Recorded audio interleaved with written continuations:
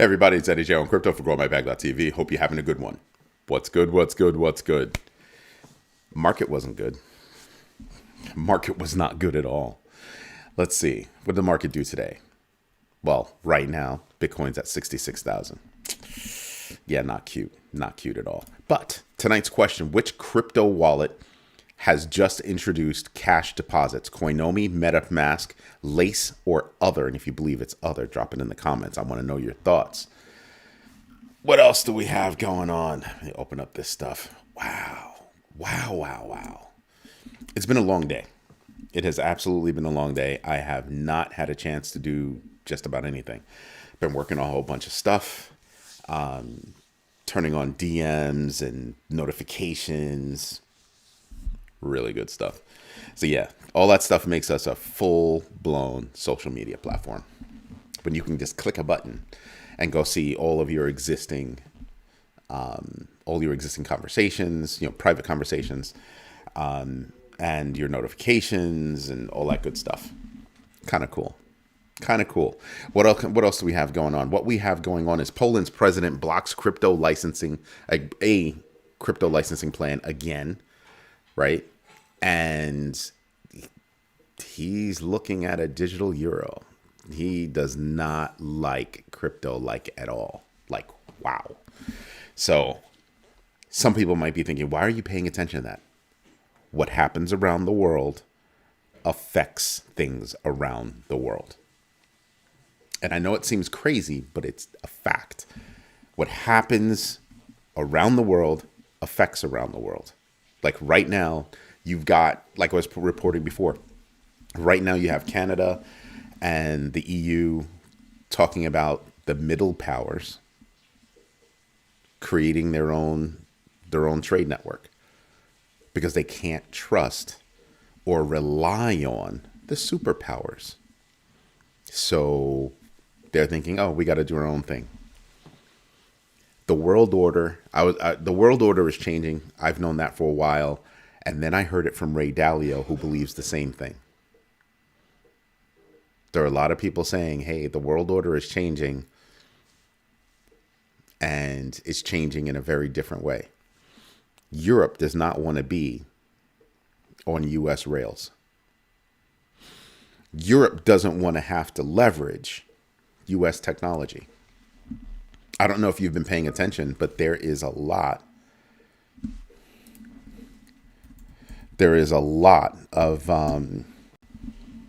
of companies in Europe that are pulling away from U.S. big tech.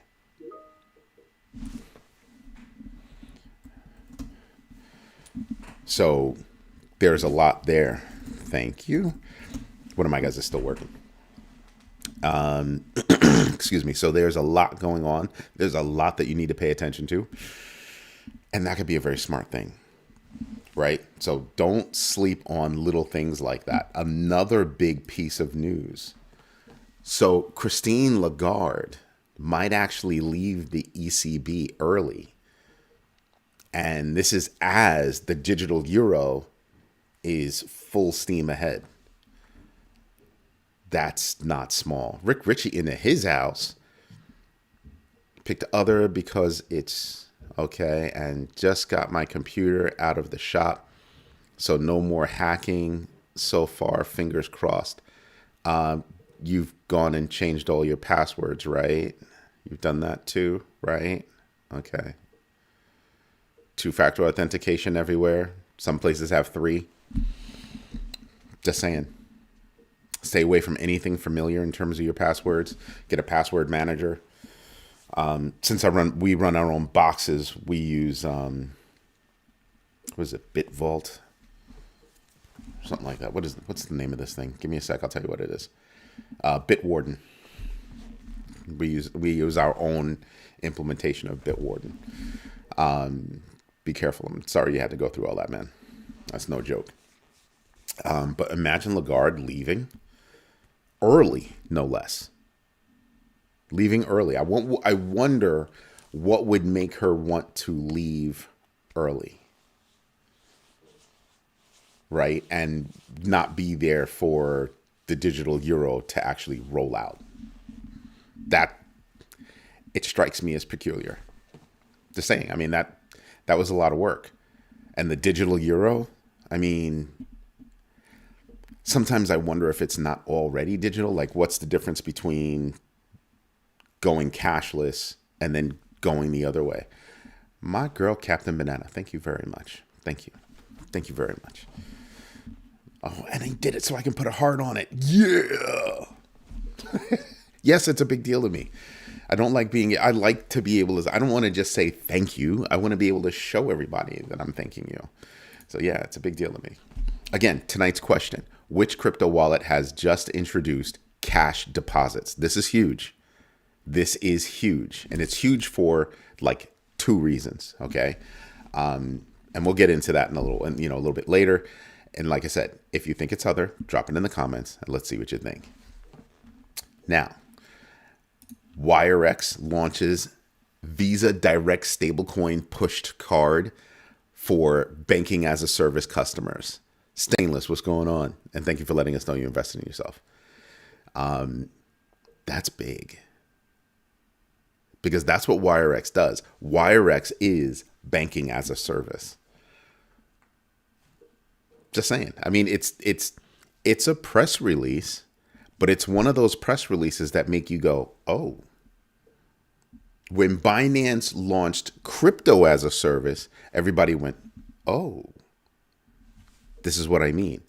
When Binance launched crypto as a service, it was in direct response to Coinbase providing those services to companies or banks like PNC. Kind of a big deal, right? Yeah, it's kind of a big deal. It's kind of a big deal. Just saying. Just saying. There's also a rumor. There's a rumor going around that China may be using ETFs as a backdoor to manipulating crypto, especially in the United States. Mystery Hong Kong firm invested $436 million in BlackRock's IBIT. Now imagine what you could do with that large of a number. You can manipulate. You can manipulate. But also, is it a backdoor to get money out of the country? Just saying. Just saying. Because I think as a firm, there are certain things you're allowed to do. And as a person, there are certain things that you're allowed to do. That's nuts. That's funny. Average view duration right now is 404, like error 404. I just happened to catch it. I'm in the numbers. It's not my fault. China has been manipulating crypto for years now. Yes, but this is a little bit more blatant, don't you think? This to me is more blatant. This to me is kind of like, we're not hiding anything. And this is legal. This is kind of legal. The firm is kind of shaky, but the actions of the firm are legal. Insane when you stop and think about it. It's insane.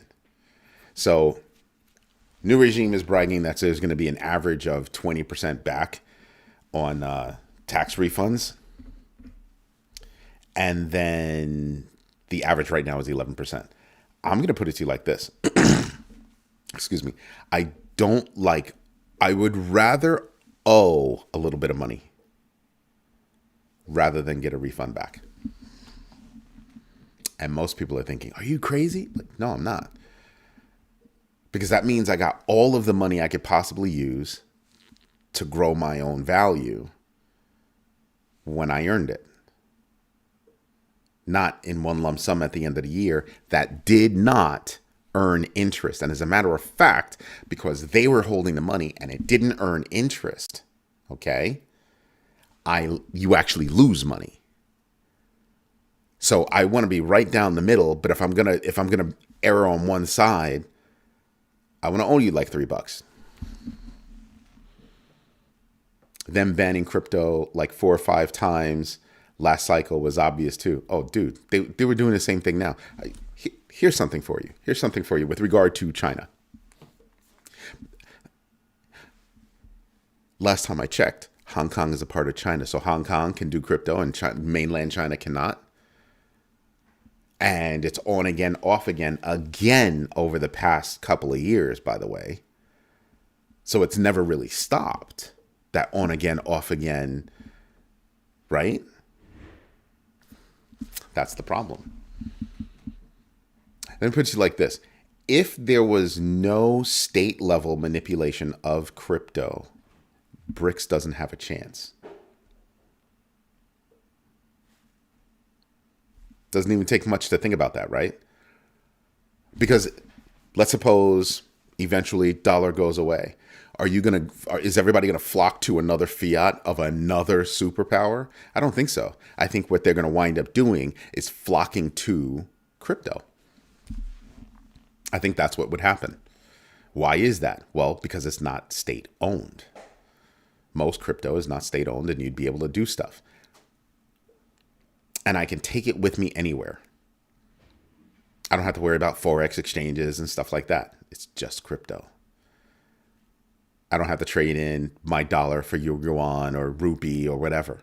I think that and even still with all of their specific manipulation, I don't think it helps them as much as they think it could. Because crypto is just going to grow. It has to. It has to. It must. It actually, no, not even that it has to, not even that it must. It is compelled to do so. Why is that? Because you're going to have so many things. You already see the uptick in traffic, in building, in integration, in infrastructure. You already see the uptick at each necessary spot along the crypto, basically food line, right? So that alone is going to force it to go up. That alone is going to make people recognize, oh, crypto. Small businesses that recognize that they're going to get all their money, and they'll get all their money like that. I will not have to wait for credit cards to clear, the credit card company to not be able to pull back money. None of that. I will get my money instantly. Excuse me. Yes, I'm catching a cold. I've been coughing a couple of days. I think I already have one, and I think I'm trying to fight. I think my body's trying to fight it. So there's that. With regard to this whole IRS refunds climb 11% while the new regime looks at it as 20% back, like I said, I don't want that. I mean, I'll take free money, but it's not free money. It's my money that's been sitting someplace not collecting interest, while whoever was holding it was able to do whatever it is they wanted to do. That's the reason why I would rather owe you $3 than you owe me $3. Just saying. And some people will sit there and go, $3 is nothing. No, it's something. $3, you can invest $3. And $3, $2, $1, $5. It all adds up. If you get used to, I don't need that pack of cigarettes. That's $15 or something like that, depending on where you live. I don't need that cup of coffee from whatever store. I can make it at home for pennies. Yeah. You start to realize, oh man, if I make a couple of sacrifices, I can do this with my money. So if I can invest, let's just say over the course of a year, you can invest $100. Some people would say, oh, that's not a lot of money. It's only $100. It's $100. If I can make back what the S&P returns, 17%, well, that's $117 that I would make. See where this is going? There are a lot of people out there that are not going to be able to retire. They look at everything and they go, I'm going to be working until I hop into my grave. These are real things. These are real things. Anyway, you want to know some other news? So companies are starting to realize that not having a pipeline for talent is actually going to be a bad thing over the years. IBM realized it, and IBM is starting to go, whoa, we're going to start hiring again at those lower levels. We might give them different work, but they'll have the experience of being here, working with senior people, learning what they need to learn so that we always have that crop coming up. Because if we don't, we will have a gap. And depending on the size of that gap, we might not recover. We're not talking middle management. We're talking leadership. We're talking about having a big enough crop where you can actually see this person has the potential to be a leader. This person has the potential to be a manager. These people have potential to be rock stars at doing what they do. That's why. So a lot of companies are starting to reevaluate, is there value in AI? Maybe. They're all starting to wake up and kind of go, maybe, possibly, hopefully. Yeah. That's what they're starting to think. They're starting to think, oh, this could be good and bad. Like the projects that we picked out, I was looking at a company the other day. They had their own implementation of ChatGPT, right? And I sat there and I was kind of like, wow, because it doesn't take a lot to mimic ChatGPT, like the interface. And their interface is very crucial. You could tell this was an in-house project. Everybody loved the idea. Go ahead and go do it. And they reinvented the wheel. You want to upload files one at a time. Not grab a group of files, drag and drop, or a group of, or even just click a button, select a bunch of files, and upload them. No, one by one. I've seen several companies do that. Interesting, not good. Right? And you start to realize, wow, what certain companies are starting to do is they're starting to think there are good things about it that we can implement from an AI perspective, but we also know that AI is imperfect. Not everybody is going to be a prompt engineer. Might take them a little bit to get there. But if I'm analyzing documents and I have to analyze each document one by one, that's going to be a problem, right? It's how you implement things, how you do things. And these companies are starting to realize that if the way I look at it is if people are not, if businesses are unwilling to actually pay the money to use Copilot, that should be your first sign. Just think about this for a minute. Companies right now are saying no to Microsoft Copilot. Why? Don't know why. At first, it's just too damn expensive. That was the first thing. So they started bringing down the price. And then what do I get with this that I don't already get for free across these other platforms? Okay. And then they started working, well, it works with our applications and you can do certain things and all that good stuff. So now it's thoroughly integrated into a couple of applications. Imagine being in a meeting, having it transcribe the notes, and then take those notes, give you the salient points, and give you the action items. That right there. But how many times are you going to need that? Right? Is it worth that kind of money? So if you can say no to that, and that's useful, that is actually useful. But if you can say no to that, imagine what everybody's saying against everything else. Now, I know there are people out there that are building really cool applications and they're doing really cool stuff, as they say. And I'm sitting here and I'm saying to myself, because they're worried about building rather than finding a problem and then building a solution to answer the problem, to solve the problem. Like I said, I think these companies made AI to be something like the panacea. We'll save money getting rid of people. And I think they're slowly starting to realize getting rid of people should not be the end game. Getting rid of people should not be the end game. If the only way for you to make money is to get rid of people, then maybe you need to rethink your business. Right? Because all that says is I'm making the same money coming in, but if I get rid of these people, my bottom line looks better. That's not a good way to run a business. Excuse me. Just saying. Lowski, what's going on? Let's see. AI is just a tool. Nothing beats human experience. I'm not going to say that. It is a tool. Nothing beats human experience.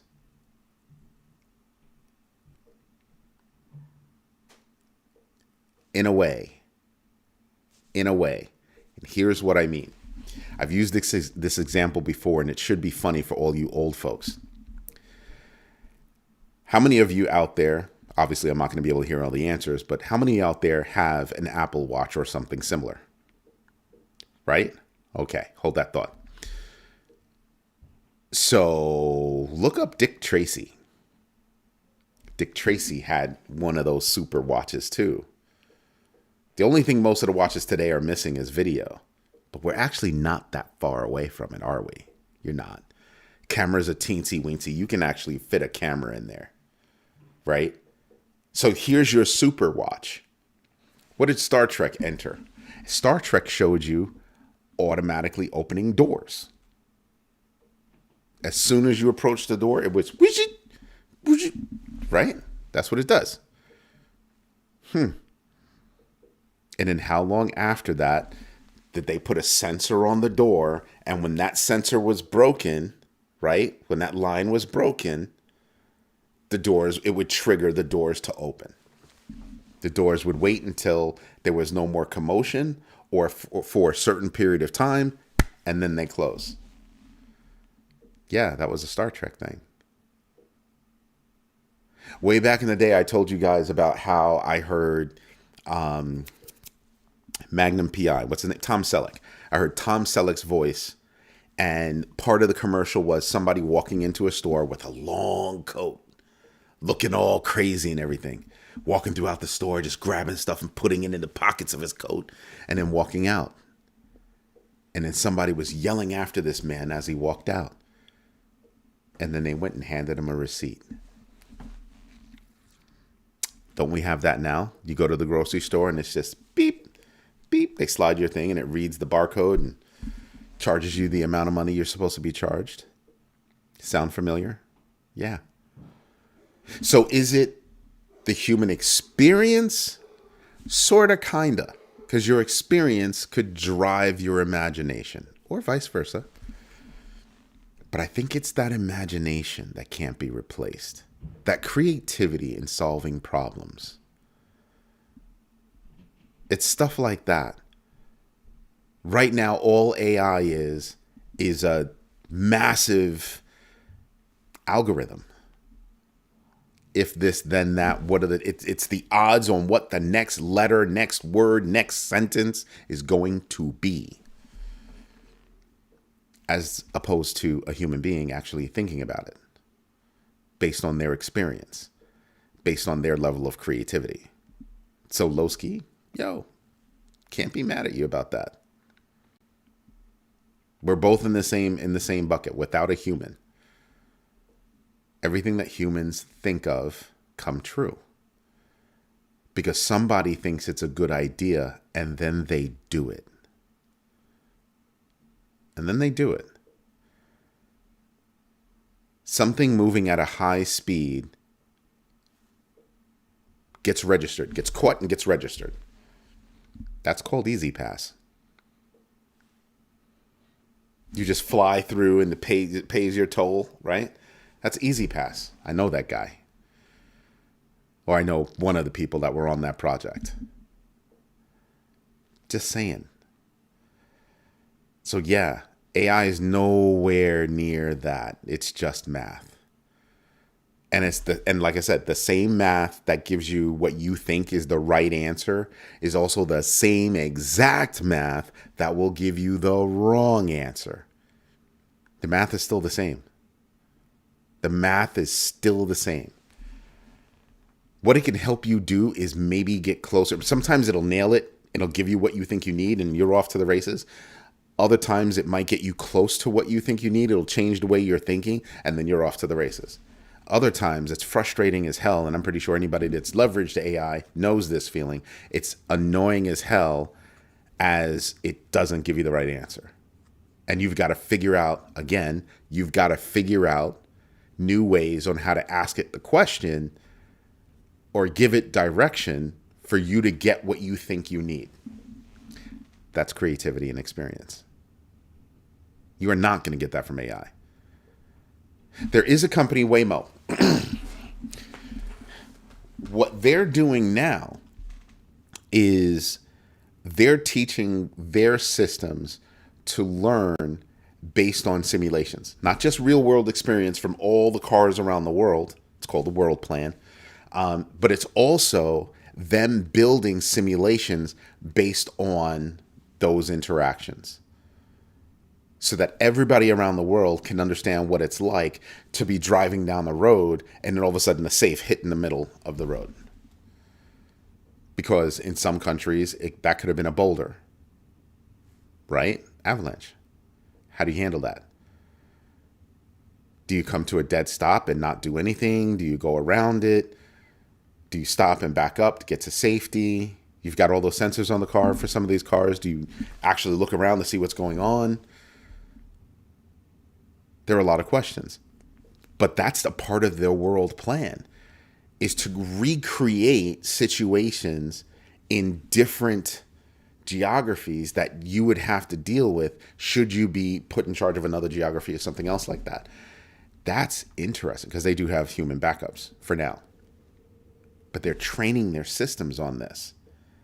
And not only are they training their systems on the visual, they're training their systems on what would have been what their radar or whatever technology would have picked up around them. That is amazing. But again, based on experience. Based on experience. And obviously creativity. Some people, I was talking to a bunch of people the other day. I say the other day, it was earlier today. And they were talking about gaming. And I said, AI could be used very well in a gaming environment. Because remember what I said the other day, it could be used very well in a teaching situation. So imagine a gaming environment where I can change the environment on the fly based on experiences. So that each and every player gets a different experience. We're close to doing that now. But it takes more firepower, and you're probably going to see more of that within the metaverse than you are in the real world or one of these other games. And then, of course, you have companies like, Sony. They want you to rent your PlayStation. Yeah, that's a lot of fun. That's a lot of fun. Canary lists spot SUI ETF with staking rewards. Remember the conversation we just had about why I think BRICS doesn't really stand a chance? There is a chance, but this is another reason why I think BRICS doesn't have a chance. Because I can go to crypto, and depending on where I'm storing my value, I can stake and make money. Same example as yesterday. BlackRock has one, and with Ethereum, and they're charging Ethereum with staking, and they're charging 18% of the staking rewards as a fee. That's a high fee. 18%. So if you make $100, you're going to give them 18 of it.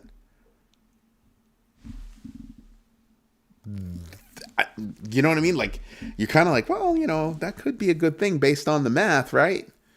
So you do your own research, you know your entries and exits, and you absolutely invest deliberately. Absolutely invest deliberately. Right?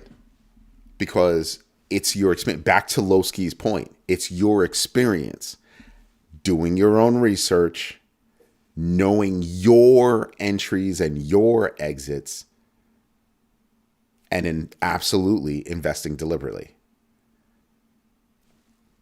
Human experience. You've got to be able to put thought process into it. There are a lot of people out there that still have yet to start to actually write down what their risk framework is. Believe me when I tell you, your risk framework is going to help you. It is absolutely going to help you. Because that risk framework is going to help you recognize and digest news, because you'll be looking at that news as it pertains to your risks framework and how you have your portfolio set up. It's a constant reminder, which is why I keep telling you, practice the GMB3, because that keeps you in the news and it keeps you calculating all the time against your risk framework and your portfolio and your trading tendencies. I happen to know somebody that's online right now who's a day trader. Used to be a day trader years ago. Cut it out for a little while, went to do something else, but still has those skills and got bit by the bug again.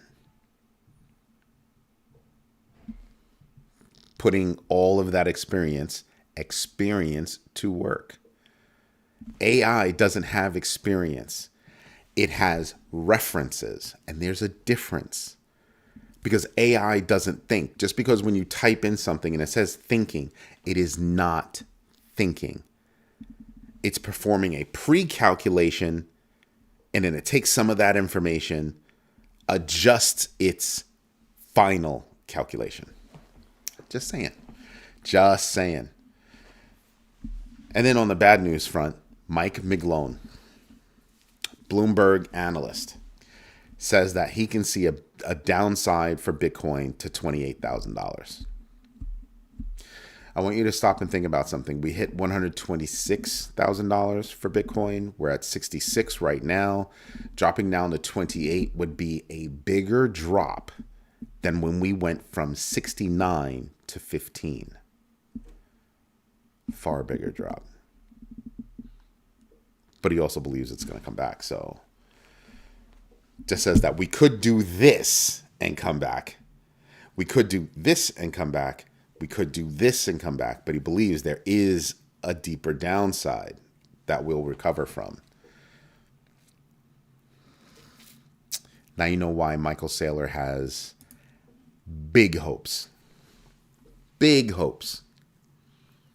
Something else that's, I'm not going to say bad news, but something else that makes you stop and think.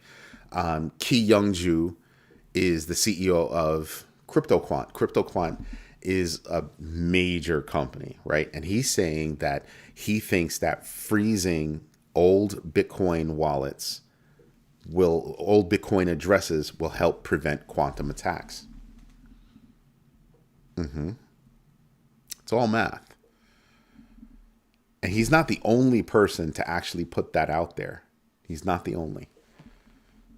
He's not the only at all. And I find it to be interesting because when you think about how even the older wallets work, they work differently than certain other wallets. That actually could be an answer. And then there's another developer that said, there's a developer on Bitcoin that says it could take 7 years. And this has people like bugging out. And I'm going to tell you why not, why you shouldn't do that in a minute. He's saying it's going to take 7 years for all of the code implemented for a post-quantum Bitcoin life, right? And everybody went, why would you? It's going to be a while before you actually get real quantum computing. So there's that too. And you actually don't know if quantum computers would actually affect, crypto. So there's that. There's a possibility, but it's not necessarily for sure. Quantum computing works differently than what you think computing is now. Drastically differently. To the point where quantum computers can't necessarily do what these computers can do, and vice versa. Just saying, just putting it out there for you so you have an idea about what that's like. Kathy Wood went out and scooped up some more Coinbase shares. She scooped up $6.9 million worth of Coinbase shares. Just reading my notes and stuff like that. So I'm sitting back and I'm kind of going, that's interesting. What is she doing? She's playing the game. That's her job. It's usually longer term, but she's playing the game. Gotta love that. Absolutely gotta love that. And as of late, there are a couple of moves that she's made that I've kind of been like, oh, smart move. Just saying. Russia is moving to block crypto exchanges as $15 billion has moved out of the country. Oligarchs don't want to keep their money there. Yeah. Who else do you think is moving money out of Russia? The people that have it. The people that have it don't want it to stay there. So Russia's trying to block like Bybit and Gate and BitGet. OKX, I think, is another one. They're trying to block all that. And I'm like, good luck. Because that would mean that they would have to crack down on VPNs and stuff, right? And the people that have money have means. And if they have means, how do you stop that? See where I'm going? Russia is having a larger problem than they care to admit. A far larger problem than they care to admit. And that's what's crazy. Right? Ooh, that's nice. One of the kids just left. Bitcoin miner Riot stock jumps nearly 9% as activist Starboard urges AI data center expansion. Riot is a Bitcoin miner, and they want Riot to go start doing things in the AI space or get deeper into the AI space. Yeah. I can understand why. Except if you're like me, you're thinking, as long as we don't overdo it on expansion for AI. And believe it or not, I think it's going to be the small and mid-size data centers that are most likely going to survive.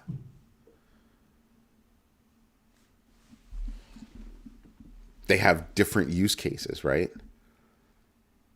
These huge, multi-football field size data centers, both size, base, and height football fields. They take up a crazy amount of energy, and not everybody's going to want to be there. Because having all of that centralized, all that power centralized, means that you could have a problem should one of those places go down. In a smaller or medium-sized data center, I can do things like host websites. Like if things go awry, I can do other stuff. I can flip to doing other stuff fairly quickly. Because large data centers, you're dedicated to freaking AI. If AI goes south, or if AI picks up locally, and remember what some of these companies do. They have their own data centers in their own buildings, and they also use some of these smaller and medium-sized data centers. This is what I'm talking about. They have a different business model. The larger, the smaller, they have different business models. And I would probably look at the smaller ones faster than I look at the bigger ones. The only time I would look at the bigger ones is if they have more energy capacity that they're creating on their own than they need. That's the only way I would want to invest in something like that. Meaning, I have a data center, but I have this energy farm next door or relatively near that we also built, and it's pumping out 110% of the energy we need. It's just like when I told you guys when I'm looking at real estate now. I'm only looking at real estate where I can do renewable energy within that same property to make that extra money. Because that could be the difference. That can turn a red building into a black building real fast. Real fast. Like signing the paperwork, solar companies on the roof. Have an open lot next to it. Yeah, that could be a wind farm depending on what kind of wind we get, all that kind of stuff. Yeah, there's a lot of things that you can do with regard to that. Would I install hydrogen as a technology? Now that's a strong possibility. Depending on where we are, that is a strong possibility.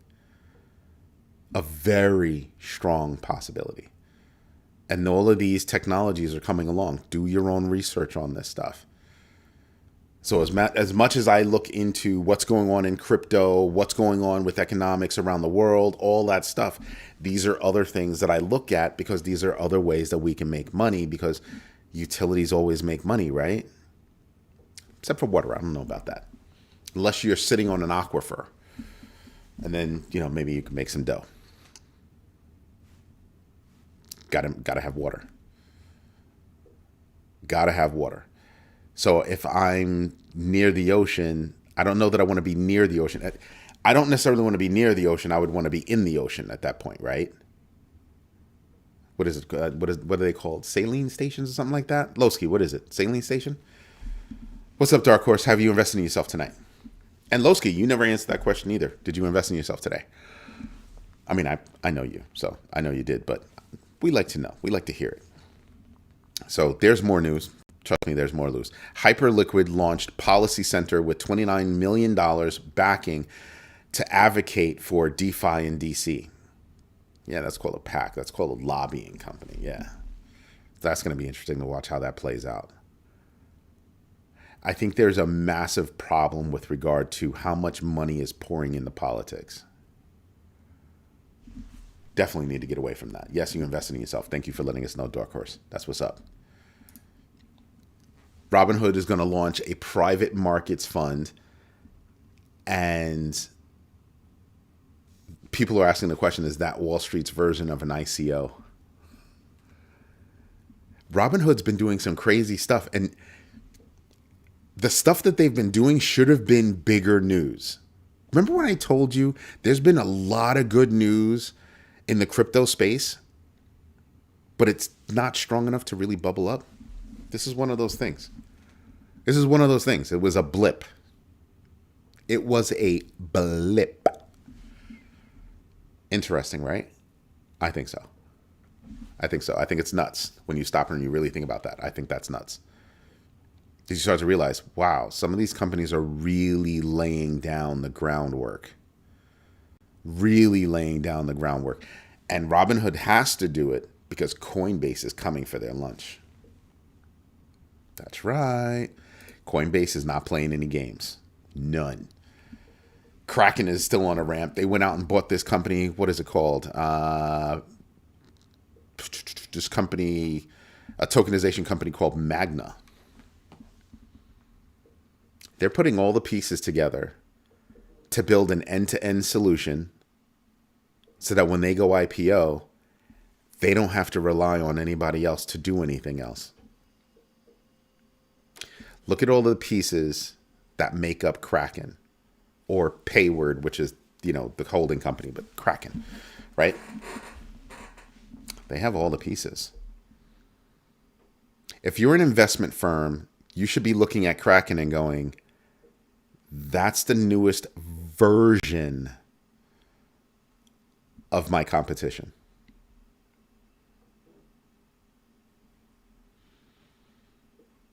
The same way that I tell people that they need to revise or grow their skills is the same way I look at company owners and I tell them, you're going to have to revise and grow your offerings and rethink what your competition looks like. Your competition today does not necessarily look like your competition from even 5 years ago, which is most likely not going to look like what your competition is 5 years from now. So 8 pause. That class that you guys are going to have, I might just make it a limited class just for you two, because you two are trying to do something different. So I might just make it for you two. But it's just a consideration, so I can guarantee the seats and all that good stuff. But the idea that companies are going to have to reevaluate what business are you in, who your customers are, what your demographic looks like, what your competitors look like, because your competition, that might not be coming from a company whose primary business is to be your competition. It could be a company's pin play. It could be what they don't even realize they're transitioning to become. That's now your competition. You need to start thinking like that. Just saying. What else we got? Coinbase enables loans backed by XRP, Cardano, and Doge. It's official now. Yeah, we were talking about that a couple of weeks ago. It's official now. It's no getting away from it. Coinbase's base is also shifting from the Optimism stack to its own unified in-house code. What's that say to you? Base has got plans. That's what it says to me. Base has got serious plans, and they want to do it based on their own code. It's going to be interesting to see what comes after that. It's going to be very interesting to see what comes after that. Bitcoin miner Riot must embrace $21 million in that opportunity. I was looking for the amount of money as to why Starboard wants to go in that direction. I just wonder what your thoughts are on how much longer does the market run before a crash. I don't think like that. My job is not to think like that. Thinking like that puts you into a downward spiral or a bubble. I try to keep it calm and even. All I think about is how can I increase my value, right? I can increase my value when the market's going down. I can increase my value, obviously, when the market's going up. I can lose my money when the market's going down. I can lose my money when the market's going up. My idea is not to think about how long is this run going to last? What is this going to do? When is there going to be a crash? That's not what I'm thinking about. It's not what I'm thinking about. I'm thinking about, no, not day to day. Don't mistake how I think with the term of how I think, right? That length of time. That's how I look at things. Long-term, short-term, how can I increase my value? I don't care about anything else. How can I increase my value? Because nothing else matters to me. My kids are my heir. So everything I do is for them. Nothing else matters. Nothing. So I think about how can I increase my value? Because if I'm increasing my value, I'm actually increasing their value. Why do you think it's so important for me to do these videos? Why do you think it's so important for me to do these videos? My kids. They're not going to listen to me. I mean, they'll listen to me, but they're not going to listen to me. You know what I mean? They don't want to sit and talk to me. They want to catch a video, look at it, and move on. They don't have to talk about it. They can just listen and move on. Get the lesson and keep it going. It's my job to pass along as much as I possibly can. They might not be ready for what I'm trying to teach them. But these videos mean that they can look at these videos whenever they are ready. So I want them to learn. Don't count on things going up. Don't count on things going down. Count on things always moving. And if they're not, make them move. I'm not a little guy. So the idea is make it so that information is available to them. Because I'm going to tell you something.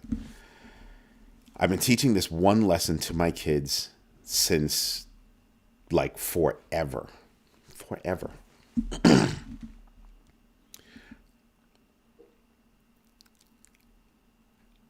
Most people out there are not meant to be managers. Most people out there are not meant to be leaders.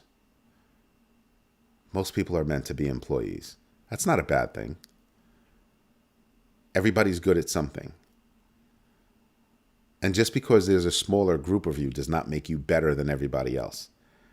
I know a lot of leaders that can't actually do tactical implementation to save their lives. But they sure as hell can direct a team.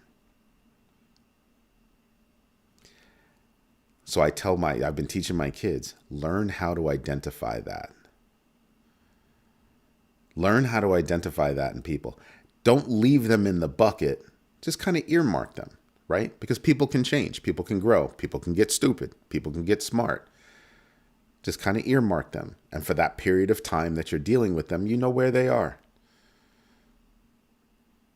It's nothing bad about it. It's just a fact on how you interact with them. You can kind of see it. My son got really good at it. We would go out to restaurants and stuff like that. And, because that was like the first way that I would teach him, right? I would teach all of them. Just kind of look at how you're being served. Look at how they interact with you. Look at how they do this. Look at how they do that. I would tell them what they're doing right, what they're doing wrong. Whoever's servicing us. And you learn from that. So now my son is, he serves cookies. Yeah, it's his store, but he still services the public and he serves cookies. And now he has a keen understanding of what it means to provide a service directly to people. How to interact with them. How to make them feel good. Because when they're in your place of business, isn't that what you need them to be? So yeah, I don't focus on what's going up and what's going down. I focus on how can I increase my value based on the situation that we are in right now. So I like to do things long term, but sometimes you got to play that short game to be able to play the long game. Sometimes you got to play the long game to be able to play the short game. I just adjust my sights based on the situation that I'm on. I hope that answers your question. Now you can tell everybody. I'll just guarantee those 2 seats. You can tell whoever you want. I haven't seen your friend here for a while, so you might want to tell her. But you start to realize, yeah, there's a lot going on.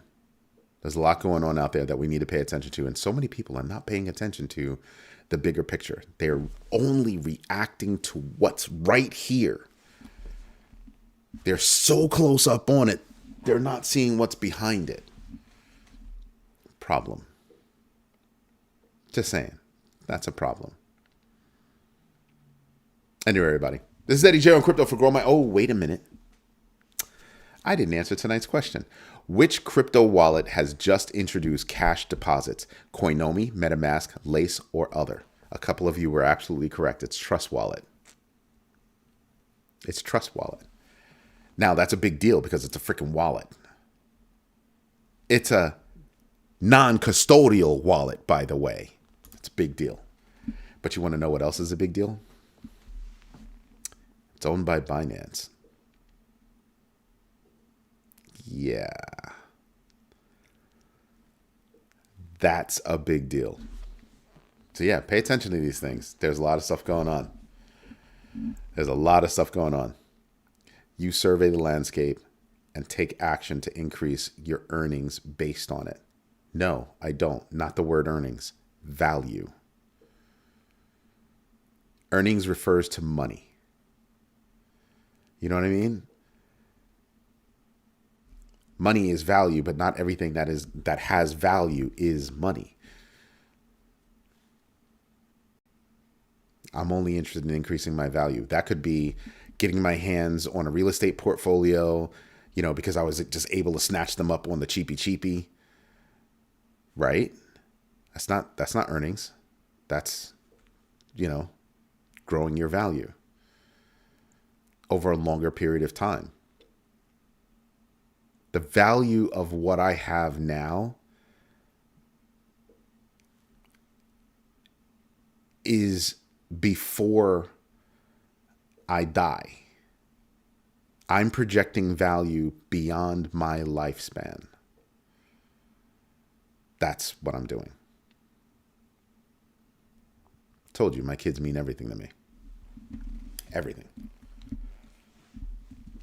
Yes, value can be making a customer feel good. That's right. Because then you win over a customer for a longer period of time. Most businesses keep their customers for X amount of time, depending on what industry you're in. But if that customer likes dealing with you better than dealing with others, that customer could save you from going out of business. That is value. Anyway, everybody, this is Eddie J on Crypto for GrowMyBag.tv. Hope you like what I'm doing. If you do me a favor, smash the likes. Tell your friends about this community, because this is the only community that cares about your primary investment, yourself. You're going to have to invest in yourself in order to survive, period. There's no doubt about it. Look at what's going on around you. Kids are graduating from college with great educations, can't find a job. It's been like that for a few years.